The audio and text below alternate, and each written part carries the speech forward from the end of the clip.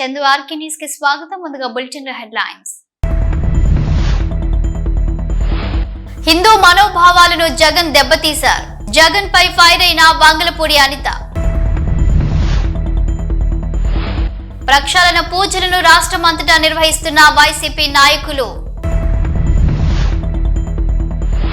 Megastar చిరంజీవికి అరుదైన గౌరవం. 2024 ఇండియన్ ఫిల్మ్ అకాడమీ అవార్డ్స్ అత్యుత్తమ అచీవ్మెంట్ అవార్డ్. మెగాస్టార్ చిరంజీవికి అరుదైన గౌరవం దక్కింది. ఆయనకు ఇండియన్ ఫిల్మ్ అకాడమీ అవార్డ్స్ 2024 అత్యుత్తమ అచీవ్మెంట్ అవార్డు దక్కింది. దుబాయ్లో జరుగుతున్న IIFA కార్యక్రమంలో ఈ అవార్డును ప్రముఖ హిందీ రైటర్ జావేద్ అఖ్తర్ చేతుల మీదుగా చిరంజీవి అందుకున్నారు.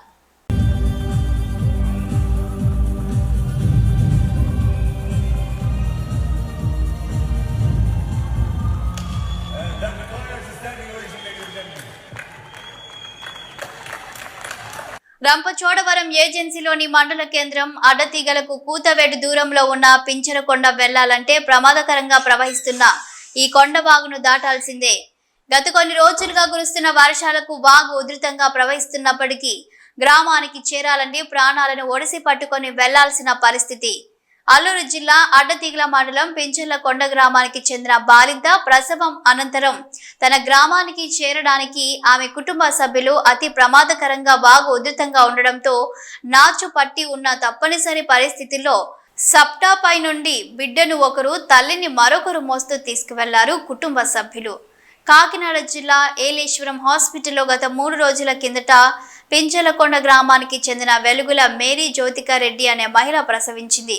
ప్రసవం అనంతరం చంటి బిడ్డతో గ్రామానికి వెళ్లేందుకు బాలింతను అతి కష్టం మీద వాగు దాటుతూ మోసుకెళ్లారు కుటుంబ సభ్యులు. ప్రస్తుతం ఈ వీడియో నెట్టింట వైరల్ అవుతుంది.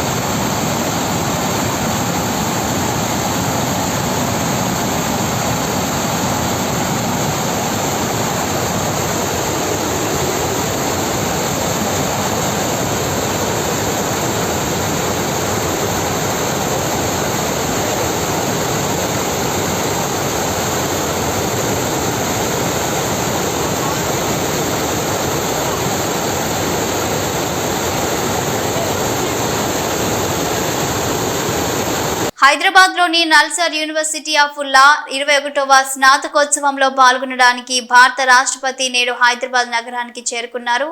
సికింద్రాబాద్లోని రాష్ట్రపతి నిలయంలో భారతీయ కళా మహోత్సవ్ 2024ను ప్రారంభించారు ద్రౌపది ముర్ముకు నగర మేయర్ ముఖ్యమంత్రి రేవంత్ రెడ్డి, మంత్రి సీతక్క, త్రివిధ దళాధిపతులు స్వాగతం పలికిన వారిలో ఉన్నారు. శ్రీవారి లడ్డూ ప్రసాదాన్ని అపవిత్రం, అపఖ్యాతి వచ్చేలా చేసిన నారా చంద్రబాబు నాయుడు పాపానికి ప్రక్షాళనగా పూజలు చేయాలని మాజీ ముఖ్యమంత్రి జగన్ ఇచ్చిన పిలుపు మేరకు వైఎస్ఆర్సీపీ నేతలు పూజలు చేస్తున్నారు. గుంటూరు పశ్చిమ నియోజకవర్గంలో కొంటిపాడులోని శ్రీ కళ్యాణ రామాలయంలో మాజీ మంత్రులు విడుదల రజని, అంబటి రాంబాబు, ఎమ్మెల్సీ చంద్రగిరి యేసరత్నం, మాజీ ఎంపీ మోదుగుల వేణుగోపాల్ రెడ్డి, కార్పొరేటర్లు, నాయకులు ప్రత్యేక పూజలు చేయించారు. అలాగే ఆంధ్ర రాష్ట్రం అంతా వైసీపీ నేతలు ప్రక్షాళన పూజలు చేస్తున్నారు.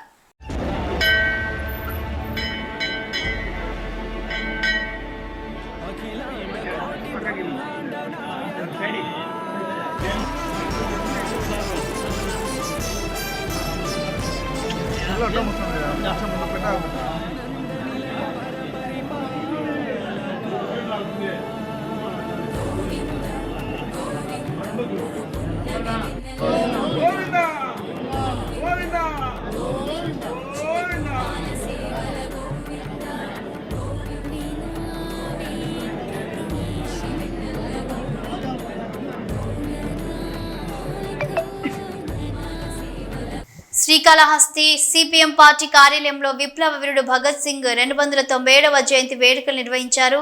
ఎస్ఎఫ్ఐ, డివైఎఫ్ఐ ఆధ్వర్యంలో భగత్ సింగ్ చిత్రపటానికి పూలమాలలు వేసి నివాళులు అర్పించారు.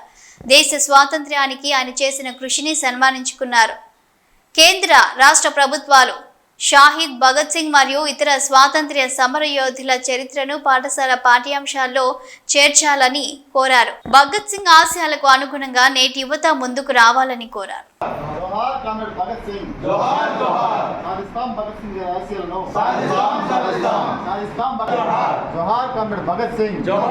భగత్ సింగ్ గారి 297వ జయంతి ఈరోజు ఎస్ఎఫ్ఐ డివైఎఫ్ఐ ఆధ్వర్యంలో స్థానిక సిఐటి కార్యాలయంలో శ్రీకాళహస్తి పట్టణంలో జరుపుకుంటున్నాము. భగత్ సింగ్ రగిల్చినటువంటి స్ఫూర్తితో ఈరోజు ప్రజాస్వామ్య అదేవిధంగా లౌకిక అదేవిధంగా విప్లవ పయనంలో యువకులందరూ నడవాలని చెప్పేసి పిలుపునిస్తూ ఉన్నాము. ముఖ్యంగా ఆ రోజు బ్రిటిష్ వారికి వ్యతిరేకంగా భగత్ సింగ్, రాజ్గురు, సుఖదేవ్ వీళ్ళు ముగ్గురు పోరాటం చేసి ఉరికంబానికి ఎక్కడం అనేది జరిగింది. కేవలం 26 సంవత్సరాల వయసులోనే భగత్ సింగ్ గారు ఈ దేశం కోసం ప్రాణాలు అర్పించారు. ఆయన యొక్క ఆశయాలు సాధించడానికి, ఆయన నడిచినటువంటి బాటలో నడవడానికి యువకులు విద్యార్థులందరూ ముందు కదిలి ఈ దేశంలో ఉన్నటువంటి మతోన్మాద అదేవిధంగా పెట్టుబడిదారి శక్తుల్ని ఎదిరించి పేద బడుగు బలహీన వర్గాల కోసం ఆయన బాటలో పయనించి ఆ యొక్క విప్లవాన్ని సాధించే దిశగా కృషి చేయాలని చెప్పేసి పిలుపునిస్తా ఉన్నాం. కామ్రేడ్ భగత్ సింగ్ ఉరికంపం ఎక్కి ప్రాణాలు అర్పించి భారతదేశానికి స్వాతంత్రాన్ని సాధించడం జరిగింది. కానీ నేటికి భగత్ సింగ్ ఆశయాలు నెరవేరలేదు. భారతదేశంలో ఇప్పటికీ నిరుద్యోగ యువత విపరీతంగా పెరిగిపోతా ఉంది. ఉద్యోగ అవకాశాలు లేదు. పారిశ్రామికంగా కూడా భారతదేశం ఎదగలేదు. అదేవిధంగా ఈరోజు ప్రభుత్వ రంగ సంస్థలన్నీ కూడా మొత్తము ప్రైవేట్ వ్యక్తులకు అమ్మేసే పరిస్థితి చూస్తూ ఉన్నాము. దేశ మొత్తం లౌకికవాదం దెబ్బతింటా ఉంది, మతోన్మాదం పెరుగుతూ ఉంది. ఇలాంటి నేపథ్యంలో భగత్ సింగ్ రాబోయే తరాల కోసం ఆ రోజు ప్రాణాలు అర్పించి ఈ దేశాని కోసం పోరాటం చేసినటువంటి రాజ్గురు, సుఖదేవ్, రాజ్గురు, భగత్ సింగ్ అనేక మంది వేలాది మంది ప్రాణత్యాగం చేసి భారతదేశానికి స్వాతంత్రాన్ని తీసుకొని వచ్చారు. కానీ ఈరోజు స్వాతంత్రము భారత రాజ్యాంగము ప్రమాదంలో పడుతూ ఉంది. కాబట్టి నేటి యువత ముఖ్యంగా ఎస్ఎఫ్ఐ డివైఎఫ్ఐ ఆధ్వర్యంలో యువత అంతా కూడా ఏకమై ఈరోజు మరో స్వాతంత్ర పోరాటం చేయాల్సినటువంటి అవసరాన్ని మన ముందు కనపడతా ఉంది. కాబట్టి భగత్ సింగ్ ఆశయాల్ని ముందుకు తీసుకుపోవడానికి నేడు యువత అంతా కూడా కృషి చేయాలని చెప్పి కోరుతాం. ఆంధ్రప్రదేశ్ హోంమంత్రి వంగలపూడి అనిత మీడియా సమావేశం ఏర్పాటు చేశారు. గత వారం 10 రోజులుగా రాష్ట్రంలో కల్తీ నెయ్యితో లడ్డూ తయారీ గత ప్రభుత్వ హయాంలో జరిగిందంటూ వచ్చిన వార్తలు హిందువుల మనోభావాలను దెబ్బతీసే విధంగా ఉన్నాయన్నారు. దీంతో రాష్ట్రమంతటా పాప ప్రక్షాళన పూజలను చేపట్టారు. అయితే రాజకీయ దురుద్దేశంతో వైసీపీ హయాంలో జరిగిన తప్పులను కప్పిపుచ్చుకోవడానికి ఎదురుదాడి చేసి చంద్రబాబుపై నిందలు మోసే ప్రయత్నం చేస్తున్నారని విమర్శించారు. వంగలపూడి అనిత కల్తీ నెయ్యి అపవాదు నుండి తప్పించుకోవడానికి జగన్ చేస్తున్న ప్రయత్నాలు తన రాజకీయ అజ్ఞానానికి అద్దం పడుతున్నాయన్నారు. గత వారం 10 రోజులుగా తిరుమల తిరుపతి దేవస్థానంకి సంబంధించి ప్రసాదాల తయారీలో జరిగిన వాడిన కల్తీ నెయ్యి గురించి లాస్ట్ వారం 10 రోజులుగా రాష్ట్రం మొత్తం ఒక రకమైన భయాందోళన ఒక ఎత్తైతే వెంకటేశ్వర స్వామికి అపచారం జరిగింది అని ప్రతి గుళ్ళలోనికి కూడా వెళ్ళి పూజలు చేసే పరిస్థితి కూడా మనందరం చూసాం. ఇవన్నీ ఒక పరంగా వెంకటేశ్వర స్వామి భక్తులుగా జరుగుతూ ఉంటే, ఒకవైపు నుంచి రాజకీయ దుర్బుద్ధితో దీన్ని కూడా రాజకీయం చేయాలి అని చెప్పి అతని హయాంలో జరిగిన తప్పుల్ని కప్పిపుచ్చుకోవడానికి చంద్రబాబు నాయుడు గారు గౌరవ ముఖ్యమంత్రి గారి మీద ఎదురుదాడి చేయడానికి సిద్ధపడి గౌరవ పులివెందుల ఎమ్మెల్యే గారు తీసుకుంటున్న నిర్ణయాలు చూస్తూ ఉంటే నిజంగా ఎప్పుడో అతన్ని పులకేసి అనేవారు, కానీ ఇప్పుడు నిజంగా పులకేసి ఏదో 2 or 4 పెట్టాలి మనం కూడా. ఎందుకు ఈ మాట చెప్తున్నానంటే, ఇదే జగన్మోహన్ రెడ్డి కల్తీ నెయ్యి వాడారు అని చెప్పి చంద్రబాబు నాయుడు గారు గౌరవ ముఖ్యమంత్రి గారు చెప్పిన తర్వాత బయటకు వచ్చి చంద్రబాబు నాయుడు గారి మీద ఎదురుదాడి చేయటం కూడా మనం చూసాం. తర్వాత వీళ్ళ తాలూకా వెనకత బ్యాచ్ ఉంటుంది కదా, ఒక భజన బృందం ఉంటుంది కదా, భజన బృందం బయటకు వచ్చి లేదు జగన్మోహన్ రెడ్డి గారు మెట్లు ఎక్కి వస్తారు తిరుమల తిరుపతి దర్శనానికి అని మాట్లాడారు. ఈ రోజుకి నువ్వు ఎప్పుడు వెళ్తానంటావో చెప్పు.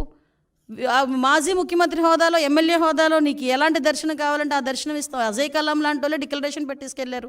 షారుఖ్ ఖాన్ వచ్చారంటే డిక్లరేషన్ పెట్టుకుని వెళ్ళారు. ఇందిరాగాంధీ గారు వచ్చి సోనియా గాంధీ గారు వచ్చి డిక్లరేషన్ సంతకం పెట్టుకుని వెళ్ళారు దర్శనానికి. వాళ్ళందరికీ నమ్మకం ఉండబట్టే వెళ్ళారు. నువ్వు డిక్లరేషన్ మీద సంతకం పెట్టి దేవుడు అంటే నాకు నమ్మకం ఉంది, ఆ దేవుడు అంటే నాకు అపారమైన గౌరవం ఉంది, ఆ దేవుడు తాలూకా గౌరవాన్ని కాపాడుతానని చెప్పి ఒక చిన్న డిక్లరేషన్ మీద సంతకం పెట్టి దర్శనానికి పో. నేను వెనకైతే ఎంతమంది తీసుకెళ్ళి వాళ్ళందరికీ ప్రోటోకాల్ దర్శనం చేపిస్తాం. అంతే తప్పించి ఈరోజు నువ్వు ఇష్టం లేక, హిందుత్వాన్ని గౌరవించే సత్తా లేక, గౌరవించడం కూడా ఇష్టం లేక ఈరోజు తిరిగి మా మీద బురద జల్లడానికి ప్రయత్నం చేసే పరిస్థితి ప్రజలందరూ కూడా గ్రహించున్నారు. దయచేసి ఇలాంటి వాటి మీద పక్కన పెట్టి నువ్వు ఎప్పుడు వెళ్తానన్నా కూడా మేము చక్కగా మేమందరం వెల్కమ్ చెప్తాము. వెళ్ళి డిక్లరేషన్ మీద ఎనీ టైం డిక్లరేషన్ మీద సంతకం పెట్టి నువ్వు వెళ్ళొచ్చు అని చెప్పి జగన్మోహన్ రెడ్డి గారికి తెలియజేసుకుంటూ ఒకటి మాత్రం చెప్తున్నానండి, మన భారతదేశంలో అన్ని మతాల వాళ్ళని కూడా సమానంగా గౌరవించే పరిస్థితి ప్రతి ఒక్క భారతీయుడికి ఉంటుంది. గౌరవించి తీరాలి. ప్రతి ఒక్క సంప్రదాయాన్ని గౌరవించి తీరాలి. హిందువులోని కూడా చాలా సాంప్రదాయాలు ఉంటాయి, ఆ సాంప్రదాయాలను కూడా మనం గౌరవిస్తాం. అటువంటి పరిస్థితుల్లో ఒక కలియుగ వెంకటేశ్వర స్వామి అంటే ప్రపంచంలోనే ప్రాశస్తమైన గుడి. చాలామంది మొక్కుబడులు ఏ రేంజ్లో తీర్చుకుంటారంటే, కొంతమంది ఎక్కడున్నా ప్లస్ కాలినడకన వస్తారు, కొండ మీదకి కాలినడకన ఎక్కుతారు, మోకాళ్ళ మీద నుంచి ఎక్కుతారు కొంతమంది. అంతమంది నమ్మకం ఉన్న, అంతమందికి ఆశీస్సులు ఇస్తున్న ఆ కలియుగ వెంకటేశ్వర స్వామి విషయంలో ఆ గౌరవాన్ని, ఆ ధర్మాన్ని పాటించకపోతే ఒకటేంటంటే ప్రజలు చూస్తున్నారు, ఆ దేవదేవుడు కూడా చూస్తాడు. పార్వతీపురం మన్యం జిల్లా సాలూరు నియోజకవర్గంలో ఉన్న శ్రీ వెంకటేశ్వర స్వామి ఆలయంలో ప్రత్యేక పూజలు చేసిన మాజీ ఉప ముఖ్యమంత్రి మరియు మాజీ గిరిజన సంక్షేమ శాఖ మంత్రి పీడిక రాజేంద్ర పాల్గొన్న వైఎస్ఆర్సీపీ నాయకులు, కార్యకర్తలు ఈ రోజు ఉదయం నుంచి రాష్ట్ర వ్యాప్తంగా ఆలయాల్లో పూజలు చేస్తున్న వైఎస్ఆర్సీపీ నేతలు.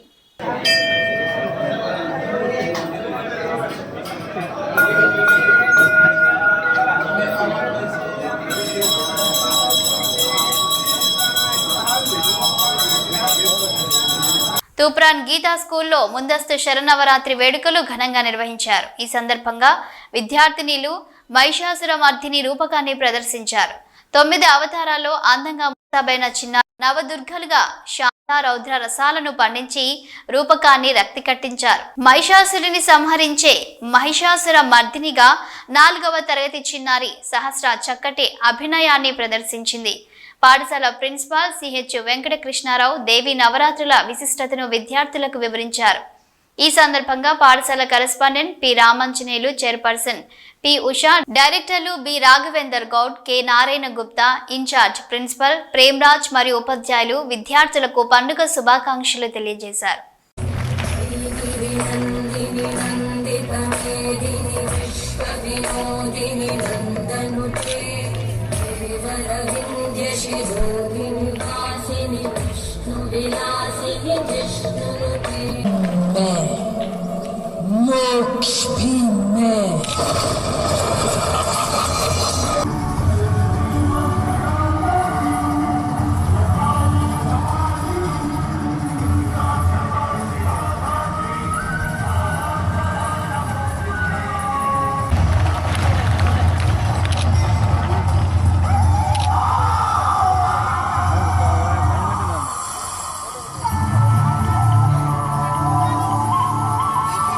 పెళ్లి చేసుకుంటానని యువకుడు యువతిని మోసం చేసిన ఘటన వనస్థలిపురం ఠాణా పరిధిలో చోటు చేసుకుంది. యువతి కుటుంబ సభ్యులు తెలిపిన వివరాల ప్రకారం వనస్థలిపురంలోని మహాలక్ష్మి నగర్లోని నివాసం ఉంటున్న నందకుమార్ ప్రైవేటు ఉద్యోగి 6 నెలల క్రితం పెళ్లి చూపుల కోసం కుటుంబ సభ్యులతో కలిసి ఓ యువతి ఇంటికి వెళ్లారు. ఆమె నచ్చడంతో ఇటీవల ఇద్దరికి నిశ్చితార్థం అయ్యింది. అయితే ఇద్దరి మధ్య 6 నెలలుగా కొనసాగుతున్న సంబంధం ఉన్నట్లుండి మరో యువతితో పెళ్లికి సిద్ధమైన నందకుమార్ దీంతో వారు సన్నిహితంగా ఉన్నారు. ఆ తర్వాత తన మామ కూతురితో వివాహం జరుగుతుందని మర్చిపోవాలని యువకుడు ఆమెకు సూచించాడు. మోసపోయానని యువతి కుటుంబ సభ్యులతో కలిసి నందకుమార్ ఇంటి ముందు ఆందోళనకు దిగారు. తమ అమ్మాయిని మానసికంగా, శారీరకంగా వాడుకొని మరో యువతితో పెళ్లికి సిద్ధమయ్యాడని పోలీసులకు ఫిర్యాదు చేసిన బాధితురాలి కుటుంబ సభ్యులు తనకు న్యాయం చేయాలని డిమాండ్ చేస్తూ నిందితుడి ఇంటి ముందు బైఠాయించిన బాధితురాలు కుటుంబ సభ్యులు ఆమె పోలీస్ స్టేషన్లో ఫిర్యాదు చేయగా కేసు నమోదు చేసి దర్యాప్తు చేస్తున్నారు.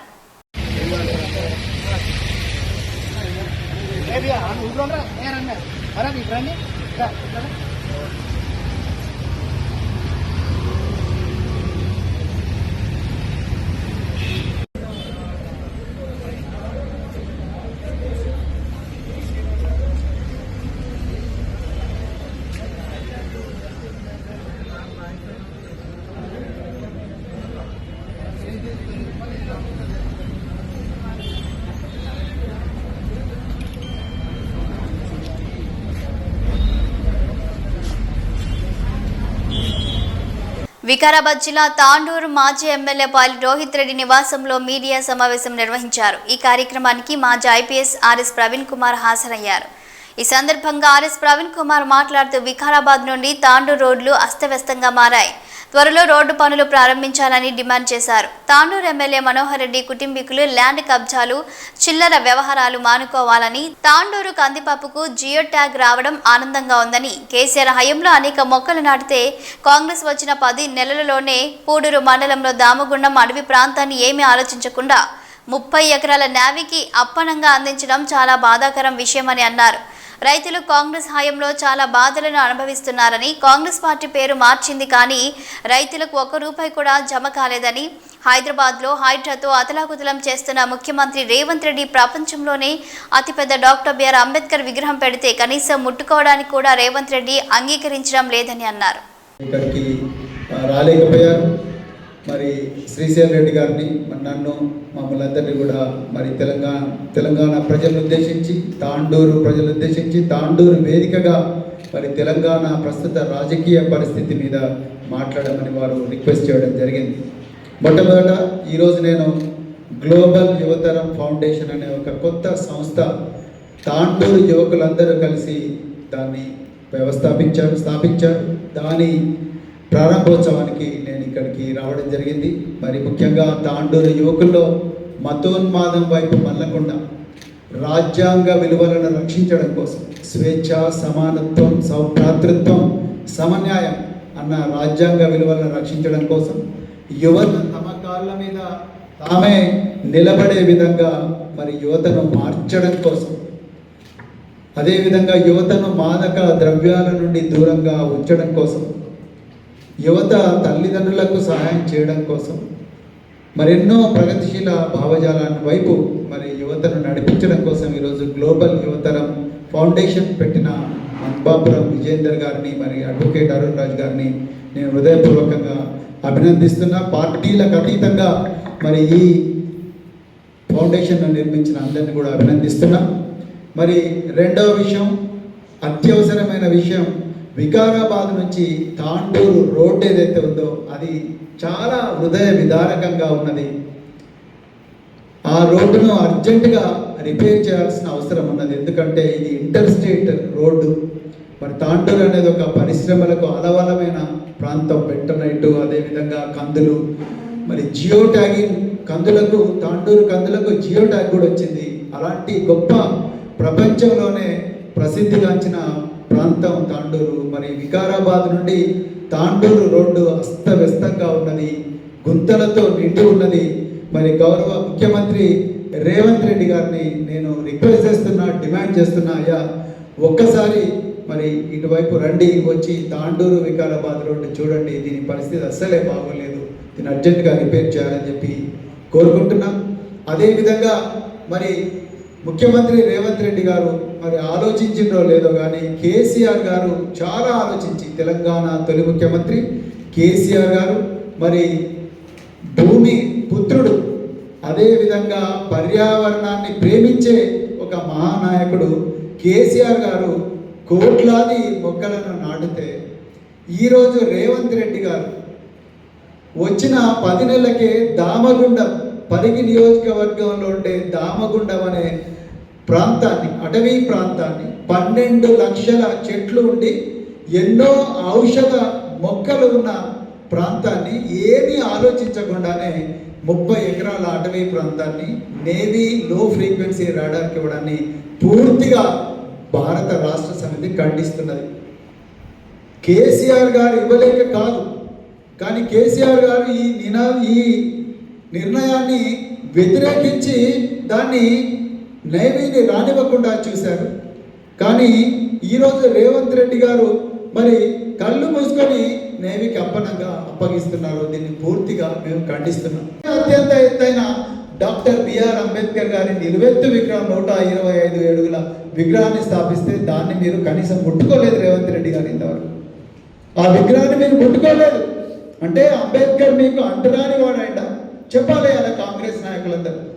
అంబేద్కర్ గారు రాసిన రాజ్యాంగాన్ని మీ రాహుల్ గాంధీ ఏమో రోజు పట్టుకొని తిరుగుతూ ఉన్నాడు. ఇక్కడేమో 125 అడుగుల నిలువెత్తు విగ్రహం సచివాలయం, డాక్టర్ బిఆర్ అంబేద్కర్ సచివాలయంలో ఉన్న దాని పక్కన ఉన్న విగ్రహం, ఆ విగ్రహంలో మరి మీరు ఇలా దాని సాక్షిగా అంబేద్కర్ అభయస్థానం పేరు పెట్టి ఇంతవరకు ఒక్క పైసా కూడా మీరు రిలీజ్ చేయలేదు. ఎక్కడ పోయింది మరి అంబేద్కర్ అభయస్థానం? 12 లక్షలు ఇస్తామన్నారు కదా, కేసీఆర్ గారు 10 లక్షలు ఇచ్చారు, మీరు 12 లక్షలు ఇస్తామన్నారు. మరి ఎక్కడ పోయింది 12 లక్షలు? మీరు ఎస్సీ సబ్ ప్లాన్ కింద 33,000 కోట్ల రూపాయలు మీ మల్లు బట్టి విక్రమార్క గారే పెట్టారు, ఉప ముఖ్యమంత్రి. 33,000 కోట్ల రూపాయల్లో ఎన్ని, నేను వేల గురించి అడుగుతలేను, ఎన్ని వందల కోట్లు మీరు ఆ డిపార్ట్మెంట్కి ఇచ్చినారో ఇప్పుడు చెప్పండి. మల్లు బట్టి విక్రమార్క గారు మీరు చెప్పండి. మరి ఉప ముఖ్యమంత్రి కదా డాక్టర్ బిఆర్ అంబేద్కర్ గారి దార్శనికత 4 లక్షల కోట్లు. బీసీల జనాభా ఎంత ఈ రాష్ట్రంలో? 52%. 52% ఉన్న ప్రజలకు మీరు 2.5 లక్షల కోట్ల బడ్జెట్ల మీరు ఇస్తున్నది ఎంత?